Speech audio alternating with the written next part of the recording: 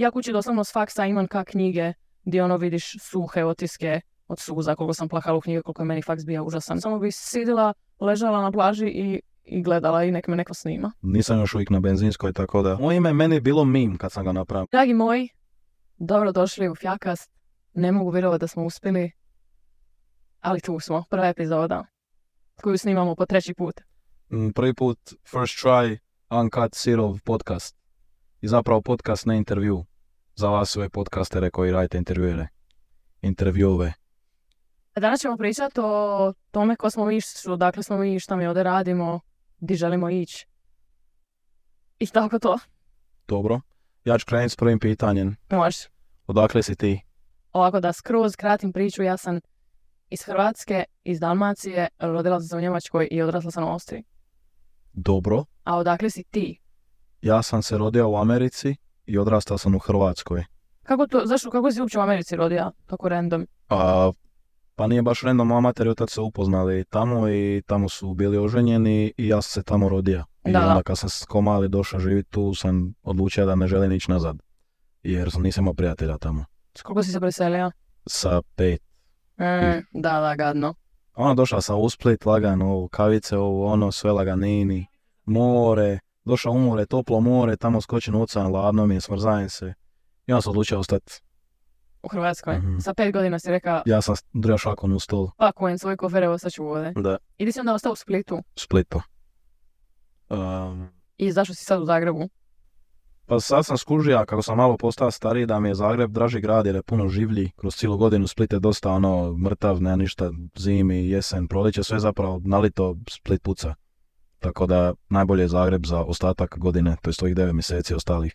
Meni je Split predivan, ali šta vas, kao vas Spličane, šta vas ne živcira liti da je grad pun pijanih turista? Pa ne, smo mi s njima pijani. Aha, okej, dobro, to je moj problem jer ja ne pijem, vajda. Da, ti ne piješ, kad si sad pijanim turistima još bolje. Ali problem je gužva i to sve previše ljudi natrpane u ono. Tako, a mislim, Split je meni top grad, ali za ostalih 9 mjeseci godine je krš. Split ima predivne palme. Opsjedno da sam s palmama u Splitu. Isto koji mi tu u podcastu. Opsjednuti smo s palmama. Čekaj, iz kojeg si ti grada?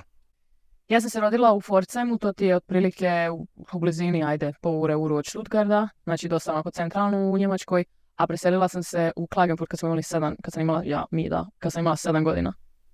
Dobro, koji je to dio Austrije?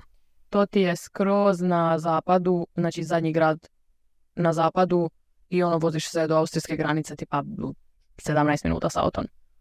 Dobro, i kako sad cura u Klagenfurtu odluči snimat kao za... Kako si ti, šta je prva mreža koju si ti krenula snimat, kako je to krenulo? Ja sam u biti išla u glazbenu gimnaziju, ja sam bila čelist, to jest ja sam u biti čelist, ja mi zato niko ne zna, nikad nisam pričala o tome, ali ja sam počela sam svirati violončelo sa 6-7 i onda sam svirala i bila sam tako dobra da uopće više nisam išla u glazbenu školu nego na konzervatoriju i onda sam ja violončelo više manje kad diplomirala. Ti si diplomirani violončelist. Ja sam diplomirani čelist, znači ja teoretski što se tiče papira mogu da ti sad imaš dite, ja bi mogla biti učitelj čela tom ditetu. Teoretski ovo da je čelo čisto, to je stajećam sliku. Velika violina. Morala sam provjeriti da ne budem glup. Da stoji na podu.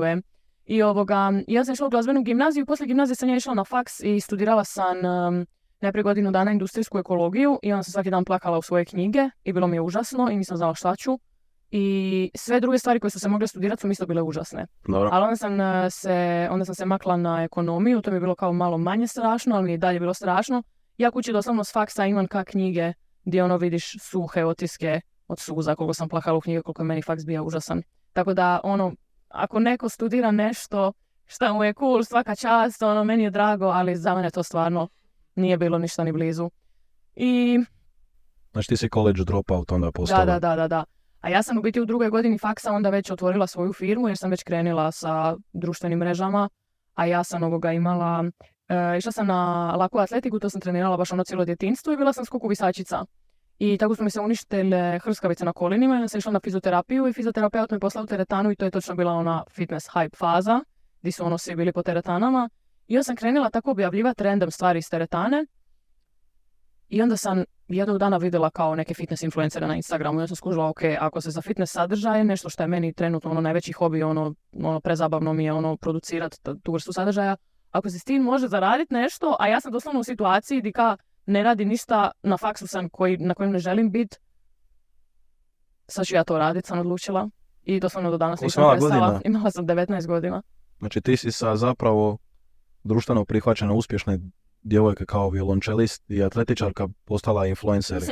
Da. Kao sam se downgradala si se. Pa downgradala sam se možda u očima ljudi koji imaju taj neki klasični mindset. Ja se u svojim očima apsolutno nisam downgradala, ni ekonomski, ni na ikakav drugi način. Jer ja da sam ostala čelist, ja bi sad svirala 10 sati na dan u nekom orkestru, poslije sviranja bi još kući morala vježbat, imala bi prste sa 30, znači kako ti prsti izgledaju od violončela. Ti one žice stišćeš sa svojim golim prstima, to je ono željezo, kužiš cijeli dan. Pa da, budu samo ovako crte, budu tvrdi. Pa da, ali za cure je to odvratno. I moraš, znači nokti ti moraju na meso ići. Znači nemaš niti malo, znači stvarno, ne sad, nezavisno od toga, ali jednostavno to nije bilo to za mene. Ja nisam mogla ima nokti. Da znaš da sam kad sam diplomirala čelo i prestala svirati violončelo, 7 dana poslije toga sam išla raditi nokte. Jer mi je to bilo kao uvijek nekako... Bilo mi je ružno. Da, bilo mi je ružno. Uglavnom, ja sam što se tiče violončela bila jako talentirana, ali meni se to nikad nije sviđalo. Meni se to nikad nije dalo, ja sam to radila više kao neki predmet u školi, bilo mi je zgodno, ajde idem ja to sad diplomirati jer imam kao mota za to. Ali nikad meni je mama uvijek govorila kao ajme moći ćeš naš biti čelist, svirat ćeš u orkestru, svirat ćeš u kvartetima, ja ajme užas. Tako da, to mi jedva sam čekala maturu i sa maturom sam kao diplomirala u istoj godini čelo i onda je to sve sam to ostavila kao iza sebe. Nebitno uglavnom, sa fitness contentom sam ja u biti počela, ne znam jesi sjećaš, mislim nismo se mi onda znali, nisi ti vjerovatno još onda ni telefon ima. Ja sam 10 godina. Ali nisi ima 10 godina kad sam ja počela. Koliko si imala godina? Ja sam počela prije 7 godina sam počela.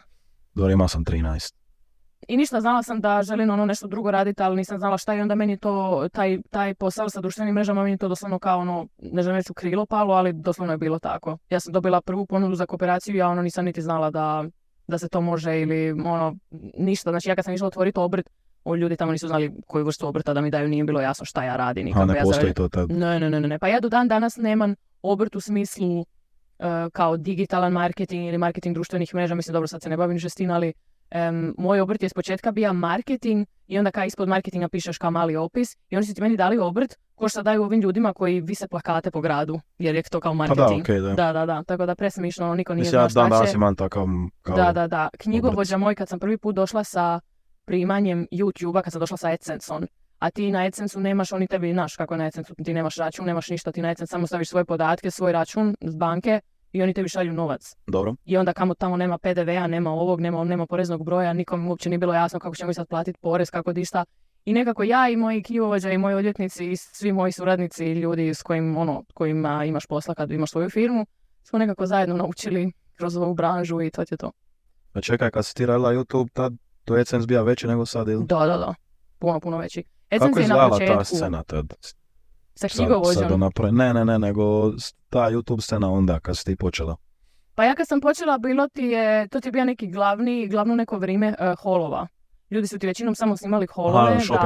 Da. Naručivali su ti neke najveće gluposti. Najveći dječji kanal je onda bija neka cura iz Azije koja doslovno samo otvara neke igračke i to je to. Nema ništa više drugo. Samo ih otvara, pokaže ih 1 sekundu i to je gotov video. Okay. Da. I kakva je bila scena? Bila definitivno puno nekako... A mislim balkanska, jel? Ne kao strana. Ne, ja sam snimala na njemačkom. Aha. Da, moj YouTube kanal je bio na njemačkom. To je ovaj YouTube kanal na kojem smo vi danas. Dobro, a kad si krenula, kolaborirati ili nešto sa ovim našim? Pa ja sam uvijek nekako bila s jednom nogom tu, s jednom nogom tamo, jer sam snimala dosta često s nekim ljudima sa Balkana, tipa, ne znam jer znaš Balkan Fit Tomislav Zovko. Nije to je prestaro već za tebe, prestaje on već prije godinama snimat. S Anđelom sam snimala, s Pavlom i tako to, pa sam bila na Balkan Tube Festu i tako. Prije su to bili kao neki eventi, to je bilo jedan put godišnje i onda su tamo svi bili i Tako da uvijek sam ja nekako bila malo na balkanskoj sceni, ali nikad aktivno nisam baš producirala sadržaj na hrvatskom, a i nekako sam uvijek imala neki dio svoje publike da je sa Balkana, jer vjerovatno kao ljudi su znali da sam ja odavde. Znaš šta mislim, ali nisam baš dugo nisam niti imala kooperacije, na našem, niti ništa, sve je bilo baš na njemačkom. A dobro, di su svi ti ljudi danas se bavili tad s tim? Na Balkanu misliš? Da. Pa Anđela je sad zubarica, Pavle snima do dan danas, mislim da živi u Zagrebu, ali ne znam, ne vidimo se, ne čujemo se. Tomislav Zovko je baš u biznisu, radi neki consulting u Dubaju, šta ja znam, velik pozdrav Tomo moj.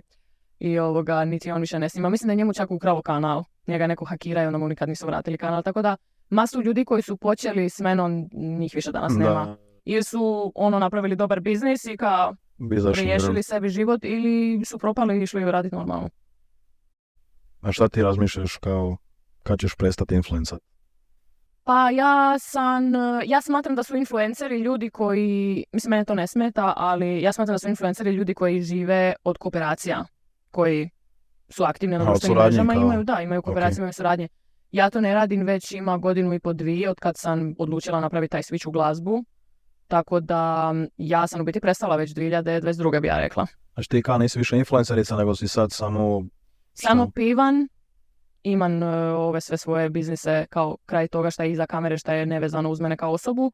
Sad podcast. Dobro, za taj javni dio ti si pjevačica. Da. Okay. U biti radim i dalje sve što sam prije radila, samo ne radim više taj dio influence marketinga. Okay. Da, to je u biti jedino. Jer jednostavno znači, mi je... više sad ne promoviraš? Ne promoviram možda ništa. više nema plakata i toga. Nema više plakata. Okay, promovirala bi da kaže nešto što mi se jako, jako sviđa ili neka marka iza koje baš jako stojim. Ali nekako se to dogodilo kroz vrijeme, ti objavljuješ svakakve neke marke, imaš suradnje s markama, onda napraviš svoju marku i onda većinom samo šibaš svoju marku. Dobro, pa nešto raditi sa konkurencija, konkurencija je realno. Pa je, realno je, tako ti je to i u biti je cilj toga svega uvijek bija da se ja mogu baviti s glazbom i kako nisam nikad imala ni novaca, ni mogućnosti, niti nikog znala. Sam si mislila, ok, ako imam svoj kanal na koji mogu izbaciti svoje pisme, onda mi je to super, onda mi ne treba niko i zato sam ja u biti počela snimati za YouTube. YouTube je uvijek bio kao samo da bi sagradila kanal. Meni je iz početka kad sam ja te videe radila, ja sam znala ja ću te videe izbrisati za 3-4 mjeseca. Znači ti si bila zapravo sam te da stavljati videe kao sviraš violončelo na YouTube? Ne, ja sam isto follow radila na YouTube. Aha, okej. Da. Dobro. I zašto sam radila onda? Ne znam, će se to možda neko sitit. Ja sam ti bila kao jedna od prvih koja je baš jako, jako otvoreno pričala o poslu kao influencer. Ja sam na YouTube stavljala videe gdje ja kao odgovara na pitanja ljudi šta me pitaju kao na Instagramu. Znaš šta, mislim, to je bilo ono vrijeme ka...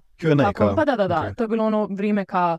Kako se uopće zarađuje? To je ono bilo vrijeme gdje su ljudi mislili da mi objavimo neku sliku i onda na Instagramu uplati nešto. Pa dobro, još uvijek dosta ljudi ne zna to. Da. Kao ljudi malo sad više znaju, ali evo ja znam pričao se gazdom stana i o meni kao ti kao biješ video dobiješ automatski kao pare od videa. Kao aha, ne. Koliko puta me neko pita, aha ti staviš sliku i onda ti Instagram pošalje novac na banku. Ali mislim kužim, nije ni meni jasno kako se zid radi, kako zidari rade, pa eto kao, ok, niko svako je svojoj branži. I to je to. Tako sam završila danas studij Jesan, zato smo danas na mom kanalu, zato ga imam, zato sam prije 4 godine odlučila ga napraviti i eto ga. By the way, mi se tek sad zapravo upoznajemo, kao vi gledate upoznavanje. Ante, ja se danas vidimo 3. put u životu. Da, ovo su sve kao prava pitanja koje ne znam u jednom drugom, tako da... Da. Znači ovo su stvarno autentični razgovori. Tu ste za upoznavanje. Doslovno ste live s nama. A ti? Ja. Kako si došla? Ja sam cijeli život igrao balon i bio sam pod teškim uvjerenjem da ću kao biti profesionalni nogometaš. I bio sam stvarno dobar u tim mlađim kategorijama, onda sam prenaglo izrastao sa 1,65 na 1,95 i onda sam bio prenekoordiniran i to. I ovata sam malo igrao ovo ono, kao tu nešto profesionalno i međuvremenu sam krenuo snimati sprdnje. TikTok i samo bubnili odmah prvi video i... A šta ti je bio prvi video, koji stil videa? Neki glupi meme. Aha. Ali odmah lice ka ili... Da, odmah lice. Ali nije bilo ništa nogometno, doslovno kao sam meme, random. I odmah bubnilo i samo kao, ajde još jedan, pa bubne, pa drugi bubne, pa treći. I... Šta znači bubne, koliko je pa ono, meni je tad u glavi bilo 200k, 300k prvih tih par videa, meni bilo topka na TikToku iz nule, ono, kanal, nikad viđena faca na internetu, kao meni je to bilo bomba onda. I onda sam samo nastavio snimati tako ispornije jedno vrijeme, igrati tako paralelno nogomet i snima, nije to sad neki posao bio onda, ali nekih tako 6 mjeseci ja sam skužio, aha, možda ipak bolje da snimam, jer me ne ide baš ovaj nogomet više. I evo, sad snimam već 2 godine, 2,5. Jesi sretan s time šta radiš? Da. Da? Da. Jer bi mogla si zamisliti to raditi još koliko dugo? Ne. Ne? Ne znam, ne. sritan sam s tim što radim, ali ne znam sam sritan iz pravih razloga. Nije ko da ono sad uživam snimat video, nije to meni sad ono u srži, ko ne znam, baš znam taj neki tip influencera, ti ono ne znam koga bi nabroja. Pari mi ko da Luciano Plazibat ili Pavel, oni pare ko da baš vole to snimati. Meni to bar tako, oni baš vole snimati. Meni to onako nije da baš prštin od sriće, ali dobro mi ide i nije da mrzim to. Ali nema neku preveliku ljubav prema tome, ali zanimljivo mi je sniman. Tako da nastavit ću snimat dok odlučim da mi se ne da više. Ne vidim se 7 godina duboko u ovome trenutno. Ali jer se vidiš u bližoj budućnosti u nekoj ekspanziji prema nekim poslovima koji su iza kamere? Pa trenutno ne vidim ništa za blisku budućnost. Imam samo zacrtani svojih 6 mjeseci i nakon toga mi je sve blank. Nemam uopće ideju što će biti tamo. Baš crnilo teško. Samo ovih 6 mjeseci mi je sad bitno, znam točno šta ću koji mjesec raditi i imam onako secirano raspored šta bi ti ja da izgleda kako. I tamo je baš u crnilu, tako da nemam pojma šta će onda biti. Ali idem 6 mjeseci po 6 mjeseci. I onda kako se šta posloži. No pa super. Kako sam letio u to, tako i... Da. A kaj je ti bilo na početku neugodno, je li bilo reakcija po Splitu ovo ili... Meni ti je stvar, mene ljudi uvijek gledaju čudno jer sam mulat kužiš, babe me gledaju na mulat crn. Aha, nisam čula. Babe me gledaju na ulici i ovako gledaju u mene. Da. Ja sad snimam i sve ovako gledaju u mene, ali samo iz drugih razloga. Tako da meni u početku je to bilo samo normalno. I sad nije mi to nikad bio neki novi šok, nešto, samo sad se slikaju. Da. A čekaj, da nisi počeo s javnim životom, šta bi bija, ili bi išao studirati ili šta bi bija radio? I guess we'll never know. Kad si počeo snimat, sad 19? Da. Mislim, ja sam tad bio godina pauze od faksa, završio gimnaziju, ne znam šta ću. A šta si htio studirat? Pa bija mi kif napet psihologija, zato nisam ja baš bodova, nisam ti već privatno. I onda mi je bilo ekonomija. Realno. Tako da odlučio sam godinu pauze, pa sam krenuo snimat, pa još 1 godina pauze. I sad ćemo brzo 5 godina pauze. 4, od faksa. Da. Tako da sam moram opet maturu pisati ako bi upisio. Da, ja imam ove godine 7 godina pauze faksa. Jako mi je divno. Da, dobro je, nije loše. Na još 7 godina pauze. Nisam još uvijek na benzinskoj, tako da... Da znaš da sam ja u zadnjih 2-3 mjeseca razmišljala ići studirat vanredno hrvatski. Ja sam zadnjih mjesec dana isto gleda studirat, ali iskužio sam da opet ne. Zašto ne? S razlogom nisam studirat, ne. Tamo iza onih 6 mjeseci. Da. Možda. A reci mi u nekom savršenom paralelnom svijetu da možeš raditi šta god hoćeš i da te plate zato šta bi radija, osim ništa. Osim ništa. Ne znam, mislim, igra nogomet. Bija bi baš nogometaš. Baš volim sport kao sport. Ali jel misliš da bi baš mogao biti profesionalan nogometaš, svaki dan 2 puta trening? Pa ja sam tako živio sigurno 5 godina, meni je to bilo norma. Meni je bilo skroz, nemajuće bilo kad mi je teško, kad mi se ne da sve odradim, nije mi kada sad tu preći, nikad nisam tipa plakaj, moram na trening, sam prihvatio, trening, idemo. Ja sam odmah taj mentalitet, treneri su mi baš od malena nabili to u glavu da trening se mora odraditi, svaki dan što ne odradiš trening, ne možeš nikad vratiti taj dan i odraditi trening. Ne možeš nikad nadoknaditi trening koji nisi napravio. Tako da meni taj stil života nije mrzak, nije mrzak, realno nemaš tu toku slobodu, nemaš putovat kako hoćeš. Vezan si uz klub i taj grad. 11 mjeseci zavezan za klub i grad. Još ako si u Engleskoj ligi 12 mjeseci doslovno. Grozno je, još zna biti tamo grozno vrijeme, ajde da sam bar u Španjolskoj ili negdje gdje je lijepo. Kupute u Kini, ti si sad tamo. Ali sad kad bi mogao birat, stvarno možda bi ga probao živjeti ko Neymar, ja bi kao ozlijeđen, malo bi, da bi si slobodu, tako da mislim da bi mogao, to bi bilo dream. Da, pa super. Ali da, sad igram zadnju ligu iz ljubavi, tako da, dođe mi na isto, 1 put tjedno. Pa super. Da, nisam ni trenirao baš, ali dobro.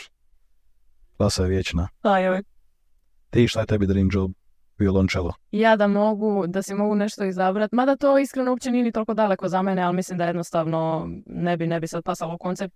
Ja bi iskreno bila, u biti housewife u nekom manifestiranom životu, ako imam kuću, muža i dicu, onda mislim da me ne bi smetalo biti housewife.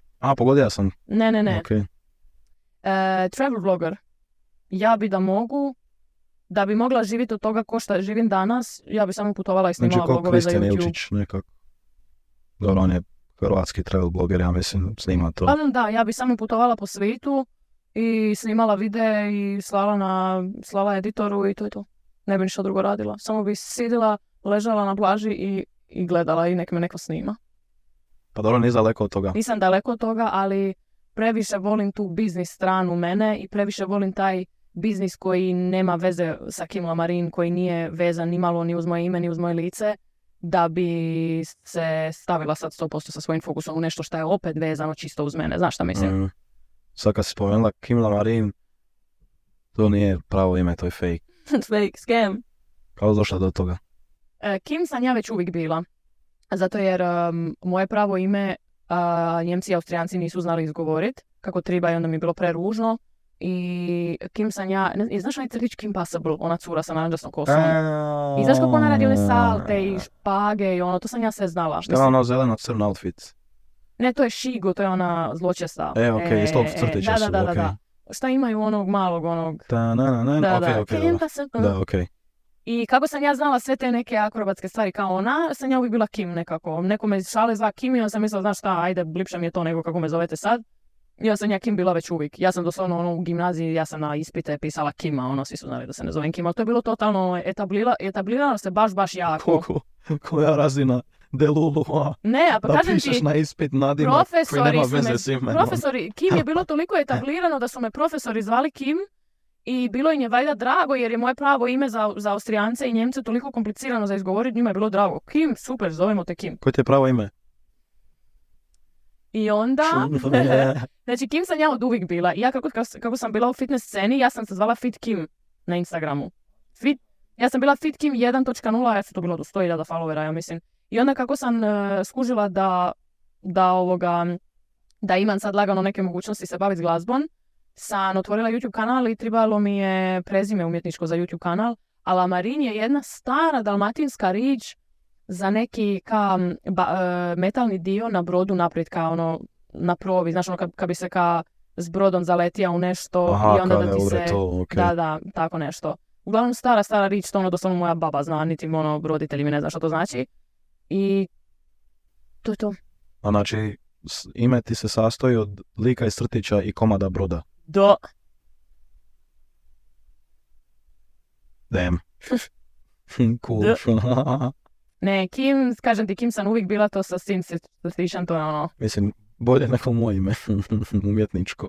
Ali tvoje ime ljudima presmišno. Ne, moje ime meni je bilo meme kad sam ga napravio. Moje ime meni je bilo bija je drugi prijatelj, Ante se isto zvao i on bija bili Ante, ja crni Ante. Ima neki mali Japanac isto, ili? Ne, nema. Ima? What the fuck? Zove se mali Japanac. Ja sam mislila da ste vi. Ne. Aha, okej. Ne, on je nevezan za nas. Da, ma znam da je nevezan, nego mislim ja se kao... Ja mislim da je Srbije čak. A, to ne znam. Uglavnom, on zva Ante i on je bio normalan Hrvat. I meni je bilo smiješno kao bili crni Ante, bija je meme. Ja nisam mislio da ću ja nastaviti snimati s tim. Ja sam onako, imam sad 10.000 followera, već ću ja minja ime, aj neću, čekat ću naš 50. Dođe do 50, ajde da promijenim ime i onda zbija ipak čekat ću 20, onda sam 20 čekat 30, na 30 40. I onda sam skužio sa 50, jebote led, samo ću ostaviti ime, i ne da mi se smišlja drugo ime, neću staviti svoje ime, samo će biti crni Ante i to je to, idemo s tim.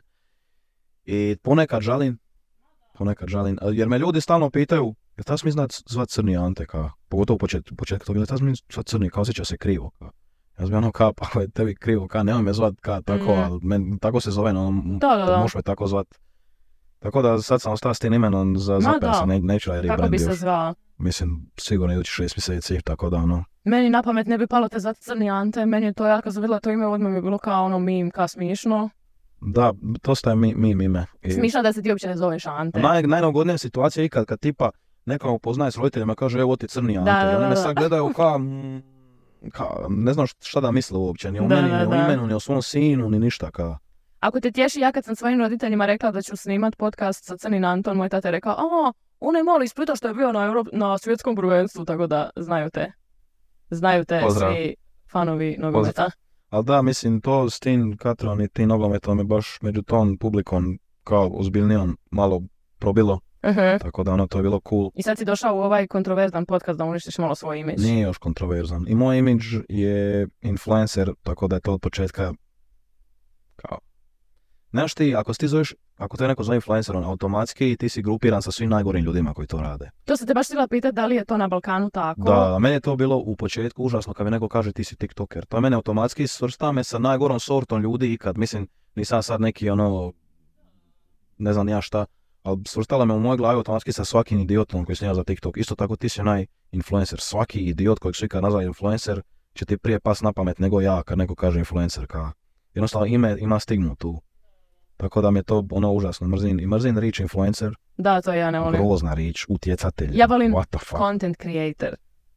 Ne znam, content mi je prije bilo cringe, ali sam prirasta mi srcu. I TikToker mi je isto grozno. TikToker je čudno. TikToker je odmah malo dite šta pleše na TikToku. YouTuber mi je bilo čudno do prije 3 godine. YouTuber je meni uvijek bilo wow, jer je u Njemačkoj i u Austriji bilo wow. Meni je wow zbog tipa PewDiePie-a i takvih ljudi. Pa to sam htjela reći, ljudi Zato mi sad kad neko kaže YouTuber, ja aj okej. Da, čudi me baš da je to tako na Balkanu, jer ne znam, uvijek sam imala osjećaj da su na Balkanu nekako influenceri, YouTuberi, kao najveći, superstarovi, dok je, u Austriji, ne daj Bože, da nekom kaže ja sam influencer. Ne, mislim, a znaš šta to ti ovisi u kojem si grad, tipa u tim selima i to normalno će ima to biti kaže, šta snimaš, ovati sam otike. A tipa u tim većim gradovima, mislim, kao u ovim većim gradovima bilo koja osoba koja ima mobitel u ruci više od 2 ure dnevno će ili respektat ili polurespektat to što radiš. Da.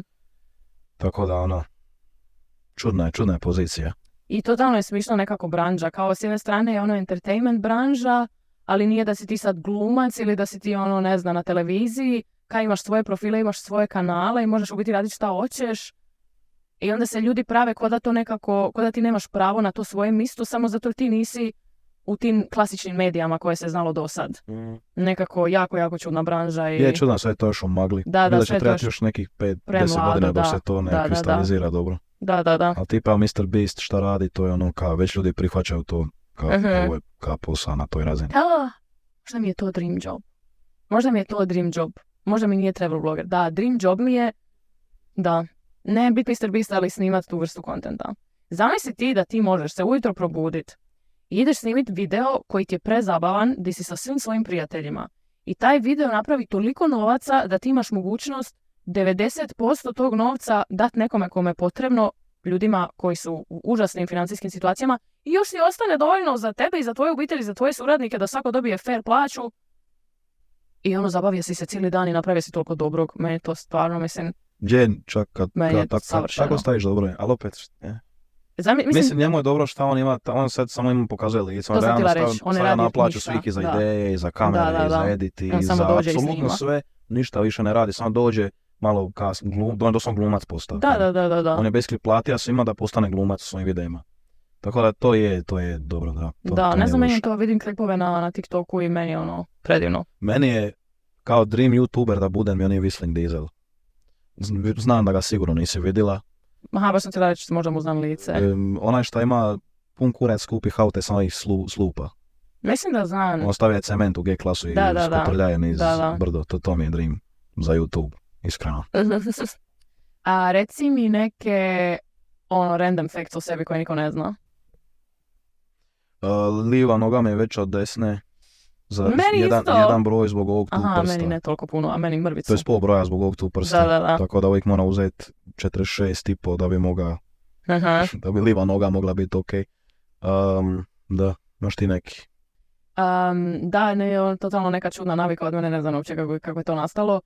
Ja kad idem negdje gdje sam već bila u prošlosti, ja moram ići u toj majici u kojoj sam se vratila sa tog mjesta zadnji put. Znaš šta mislim? Zadnji put kad sam bila ovdje na snimanju sam se vratila u sivoj trenerci. I ja sam danas došla u sivoj trenerci, to isto jer sam kao, u tom sam se vratila, u tom ću opet doći. Zašto? Ne znam, to mi je tako, to je u biti nastalo kad sam počela letit vamo tamo i onda je nekako, ne znam, to mi je bilo kao, ovo mi je outfit, s ovim idem na Majorku, s ovim idem u Barcelonu, s ovim idem u Zagreb. Outfit za gradove.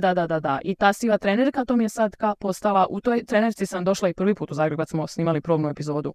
I to mi je sad kao moja trenerkica koju ja nosim u auti kad se vozi u Zagreb. Znači ti sad imaš outfit za Zagreb, outfit za Beograd, outfit za Klagenfurt, za Cipar, znači kao outfita imaš onda uopće? Pa imam, ne znam, to ti ne mogu reći. Stvarno ne znam, nisam nekad brojala. Imaš onako ogromnu ormarčinu neku ili?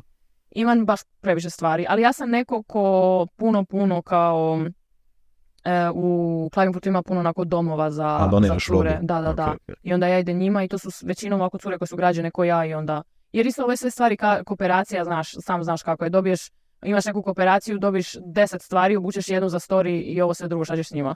Tako da doniram baš puno... Ja nosim sve, tako da šaljite. Ja doniram baš puno stvari i... Da, ali ne znam, stvarno prečudna navika. Ponekad baš me i živcira. Tipa sad ja idem, sad sam neki dan sam išla na Cipar i na Cipru sam bila prije 2 godine. A ti sebi nemaš pomoć? Ti moraš? Nije da moram, to mi je jednostavno kao neki mali ritual. Nije da ću ja sad poluditi ako ja ne mogu. Ali evo, išla sam sad sam bila na Cipru prošlu sedmicu i sjećam se da sam išla u sivoj Supreme majici prije 2 godine. Da sam se vraćala od tamo i ta majica je bila na pranju. Ja. Šta si čekala pranja, završila u mokroj majici išla? Nisam išla onda na kraju. Ako ne ide, Nisi išla u Cipar? Išla sam u Cipar, ali nisam išla s tom majicom. Okay. Tako da, apsolutno glupa i bezvezna navika i kažem ti, weird fact. Dobro. Šta je na tebi stušao, nešto si mi pričao? Ja uvijek uđem na tuš prvo livo nogu. A je. I baš uvijek. Da. Baš gledaš na to.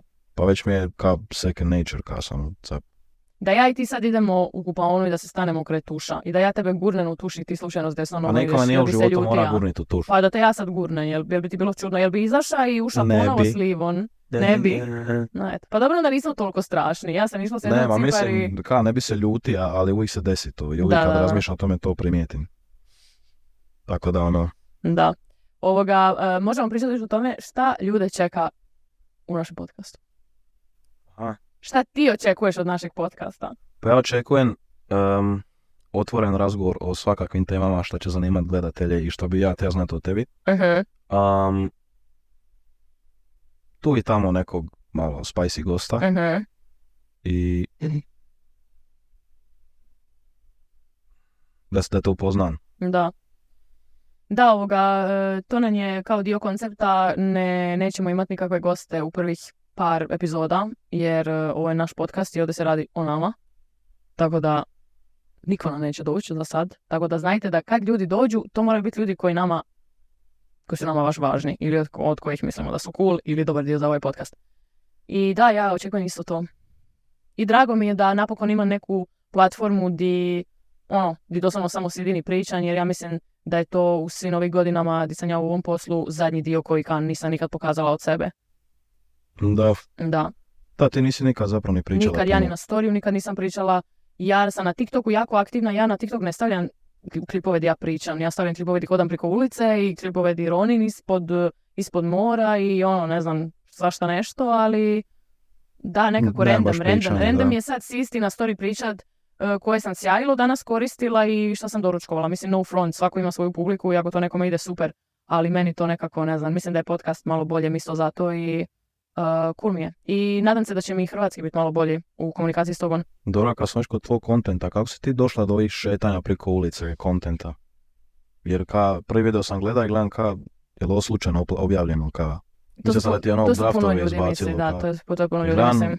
Idući opet ide, ja gledam dobro koliko je prima pregleda, ima ne znam koliko miliona. Gledam, aha, dobro, i ona se samo nastavila. Da. Ne, znači, to nije slučajno, to je, vjerovam ili ne, ja imam full ekipu za to, full production. Znači, imam ljude koji rade za mene, koji samo snimaju vide kako ja idem preko ulice. I to je nastalo u biti tako da ljudi koji mene već duže prate znaju da sam ja već uvijek obožavala paparazzi content. Ja sam 2019. letila u Los Angeles i tamo si angažirala fotografe da bi oni mene kao slikali, kao znaš, u Beverly Hills. Ne da sam se ja pravila da su to stvarno paparazzi slikali, ali htjela sam da budu kao fake paparazzi pa kao slike. Fake paparazzi niste zapravo paparazzi. Ko je ovi što rade u Beogradu? Da, i pošto sam ja već toliko dugo u ovom poslu i tako, meni već tako mi se zgadilo to, ti shootingzi i to slikavanje gdje ti poziraš i uvijek iste poze, uvijek isto. I onda sam nekad rekla, ajme, znaš, baš mi se sviđa ta vrsta koncepta da si ti u pokretu, autentično, I niko živ se nije zanima za taj kontent. Niko živ se nije zanima za paparazzi slike gdje si ti u pokretu, gdje si ti u nekom koraku, niko živ se za to nije zanima. I meni to baš me jako živciralo. I onda sam jednostavno jednog dana došla na ideju da snimim video. Znači, ne slikajem se više, nego snimim jednostavno video. Znači, ja sa tim videima u biti radim apsolutno isto što sam radila zadnjih 6 godina, samo što nisu slike, nego je video. I kažem ti, znači, mi smo full ekipa, ja sam doslovno... Koliko je to ljudi? Pa sad s menom nas je 4. I doslovno ono, počela sam letit negdje i onda... Dobro, ko je to editor, snimatelj? Editor, snimatelj, I za svjetlo, imamo jednu curu koja ide s nama ako je kao tamno, onda imamo ovako mobilno svjetlo gdje ona ovako hoda za mnom ili hoda A kraj. koliko daleko to svjetlo može pucat? To pare vidi da si izdaleka. Da, to sve zavisi. Ima videa di sam baš jako izdaleka, oni su bez svjetla. Ali ova videa di su, ti kad staviš recimo na 0.5 na iPhone-u, ti možeš biti dosta blizu, ali izgleda, vidiš se ono full body. Tako da ima tu posla i počela sam putovati. Koliko take-off treba za jedan video? A za jedan video snimamo najmanje take-ova gdje je nastao dobar video su bili nekih 5-6, a najviše take-ova da bi izašao dobar reel od 25. Da. Ja sam ti u Zagrebu na trgu, onaj video di sam u Zagrebu ovdje, u onoj Balenciaga torbicom i s onim sivim tajicama. Mi smo ti to snimali jedno 17 puta, ja sam ti 2 ure bila tamo na trgu i hodala samo gori, doli. Ljudi su me gledali, valjda su ludnicu, samo da nisu nazvali. Ti si samo šetala gori doli, čemu je bio problem? Problem je da nekad ti recimo prvi take prođe ti žena, ispred, okay. Drugi take prođe poštar s autom i samo stane i ti se više ne vidiš. Ne bude ti dobro, ne znam, lice, ne gledaš, neko te zove, bla bla bla, prođeš negdje krivo pa ti je bauštela u pozadini. Tako da ja u biti sa tim videima ne radim ništa drugo nego što sam radila zadnjih par godina, ali ima par razloga zašto ti videi idu toliko viralno. Kao prvo, ljudi se u komentarima žale oko toga da zašto ja objavljujem video u kome ja ništa ne radim. Kao what the fuck, šećeš kao, wow, možeš hodat. I kao drugo, ljudi me jako kritiziraju za to da je to vrsta videa, to jest da je moje ponašanje u tom videu kao da ja tražim pažnju. Znaš šta mislim? Dobro. Šta mi isto nikad nije bilo jasno jer je ova branža apsolutno bazira na pažnji. Pa mislim cijela ekonomija je attention economy postaka. Apsolutno, mislim mi da nemamo pažnje, mi ne bi mogli raditi ovo, tako da uopće ne znam zašto bi me... Cloud chasing nije pogrdna stvar. Kao. Da, ne, nikad. Taj hate mi nikad nije bio jasan, nikad mi nije bilo jasno kao, napišu ti kao someone needs attention, kao zašto bi mene to povrijedilo? Pa valjda vam je jasno da sam ja namjerno... Možda ti ne uđu u profil i skuža s tim baviš, možda misle s ti neka random. Da. I prvi video koji je išao baš jako viralan i tu sam ja u biti skužila šemu je da sam imala Adidas jaketu i Nike cipele i ljudi su poludili na to. Komentari su imali po 1000-2000 lajkova kao ne možeš miksat Nike ovo . I onda sam ti ja počela analizirati komentare i namjerno raditi to za šta me ljudi kritiziraju. Znači vidjela sam Nike Adidas ih smeta, sad ćemo još više Nike Adidas. Imam one bile patike, možda si ih vidjela što su kao malo imaju plato, malo su dignute. I onda sam vidjela da ljudi kao kakve su to cipele odmah sam naručila te cipele u još 2-3 različite boje. Tako da ljudi meni u biti daju inspiraciju i mogućnost da ja snimam još više toga i da to ide još više viral. I sad ću ti objasniti zašto meni ti videi toliko znači. Ja te video obožavam, prezabavno mi ih je radit, obožavam da napokon imam neki način kreiranja paparazzi kontenta, a da ima neku svrhu i da ima neki engagement. Ja u jednom tom videu koji ja snimim, ja mogu uvući svoju marku, znači mogu promovirati svoje tajice, svoje majice, svoju jaketu, šta imam već, imam puno, na svakom videu su neke moje stvari. Mogu kao sound staviti svoju pismu, mogu placirati u takvom nekom videu šta god hoću bez da ispadne ko neka jadna reklama. A ne košta me puno posla. Znaš šta mislim? Taj video... Mislim košta 4 ljudi. Dobro to, ali 25 take-ova. Ti ljudi bi radili nešto drugo da ja ne radim te videe. Dobro, da, okej. A dobro, šta misliš koliko ti ljudi uđe u profil zbog tih videa di šetaš ulicom? Pa to ti mogu konkretno reći, zato jer... I uđete onako, ja sad slušat tu muziku. Ili kupit ću komad robe. Više vjerujem u ovaj faktor, kupit ću ovaj komad robe, nego iću slušat muziku koju sam, mislim možda ali da. Više ima smisla da ženska vidi video bude, jebote koji dobar komad robe. Pa zavisi šta je, recimo nedavno mi baš na TikToku mi je jedan od tih videa prošao baš viralno i imala sam neku svoju pismu unutra i baš vidiš na Spotify-u da je... Boost nakon toga. Da, taj TikTok je išao viralan u utorak i na jedan put u sridu masu streamova i to. I po prodaji garderobe isto vidiš baš paralelu toga koji efekt u biti ti videi imaju. I meni je dalje, kažem ti, presmišno da ljude to tako smeta, da su ljudi kao, isto ti šta si reka, znači iskočija ti taj video i misle si šta žena radi, šta ona tu radi. A ja si mislim kako šta ona tu radi, niko od nas ne radi ništa dok snima takve videe. Za mene u početku nije bilo jasno di je razlika u tome da recimo Lea Stanković je na Zlatiboru i sad ona ovako pozira sa svojim bodijem A ja isto to radim, poziran i negrisan i lipo je, ali kao umjesto da stojim i poziran hodan.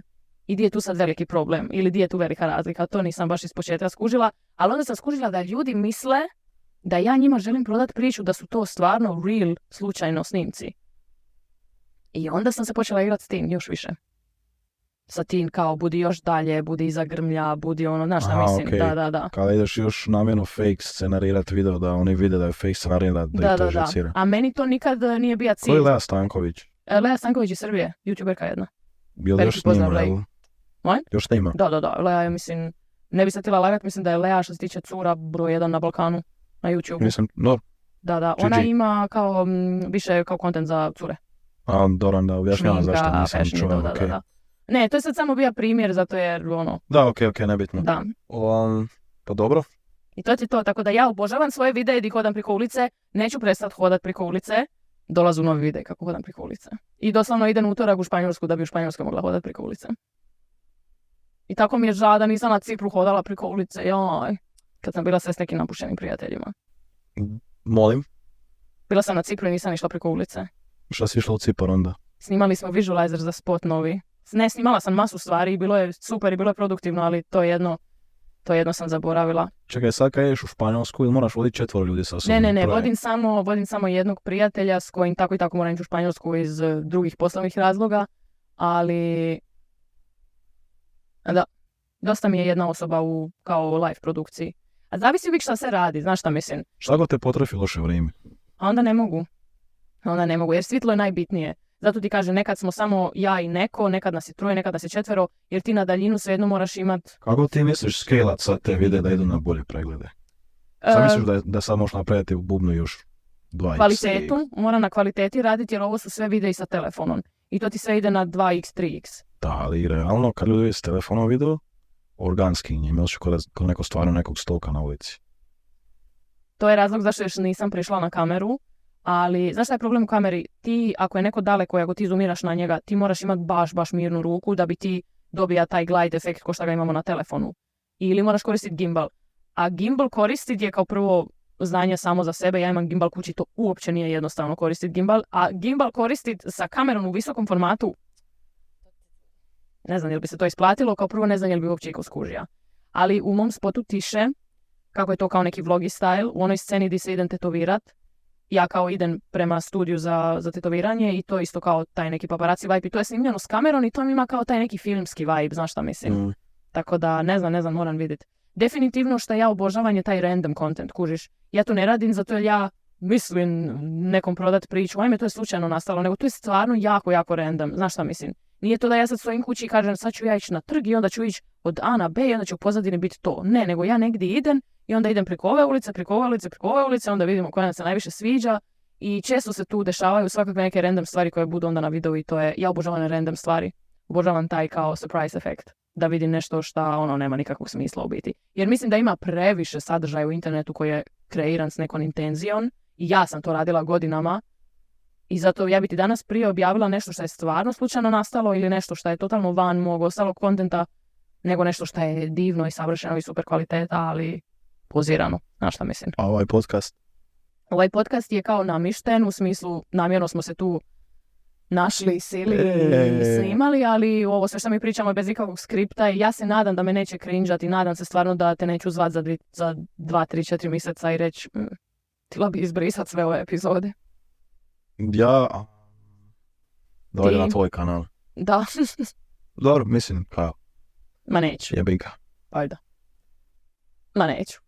Šta nikad nisi ništa izbrisa? Da, brišu non stop. Da, pa ja isto brišem stvari koje su po 3-4 godine stare.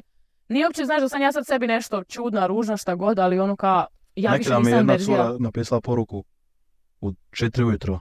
Ja sam bio u klubu i šalje mi, zove me, bi onako kao, a ne pričam s njom već kao pun kurac. I zove me kao, možeš izbrisati onaj video kao taj na TikTok, kao, ali ja nisam pročuo pa je moralna poruke, kao, zašto kao? Pa kao, valjda je neko krenuo sprdat, to neki novi momak ili nešto i onda sam nisam morao izbrisati, ali eto bi ja sam kao, rekao, aj dobro. Tražio sam za, dobro, nebitno, ništa. Da, mora se izbrisati onda tu. Ali meni je to totalno ok, pogotovo na TikToku ili Nema na na YouTubeu. TikToku sve za tjedan dana možeš brisati, neće realno, nikom neće gledati stari TikTok. Realno. Ne radi se o tome, ti kad mene A tražiš, ti ne Kim uskraćuješ Lamarin, nikoga. tebi prvi TikTok iskoči video od mene koji je 4 godine star, ali to je kao neki video sa brutalno puno lajkova. Jer tebi uvijek dođe most like, tako da na TikToku apsolutno razumijem zašto Baš se... napisat crnije, Ante, baš me zanima. Baš pogledaj. I na YouTubeu mi je još gore. jer Na Ja moram sa YouTubeu... svog profila s drugog. Ne, možeš sa svog. Na YouTubeu isto apsolutno razumijem zašto ljudi brišu stvari, jer tražiš nekog, dođu ti neki video od prije 7 godina. Pa mislim, ne, meni nije Ne znam, to ja slučaj. mislim da je to naš kontent i to je naš posao, tako da mi imamo pravo brisati šta god hoćemo. Meni je ovdje jako raznolika spektar videa koji se zaboravio da sam snimio. Tako Da. Pa dobro, Tako da, to je to. Dragi moji, bilo nam je jako lipo i moje isto. i moji vi, Hvala vam na slušanju ili gledanju ako ste Spotify, hvala na slušanju. zapratite nas Followujte Kimla na YouTube-u. i obavezno pratite Crnog Antu na svim mrežama. Pratite Fijakas na TikToku, na Instagramu, napravit ćemo si Twitter koji se sad zove X. I Snapchat Thanks, nemamo, Yvonne. tako da pratite nas na Instagramu i na TikToku. I napišite nam komentare ako postoje neke teme o kojim želite da pričamo, pitanja.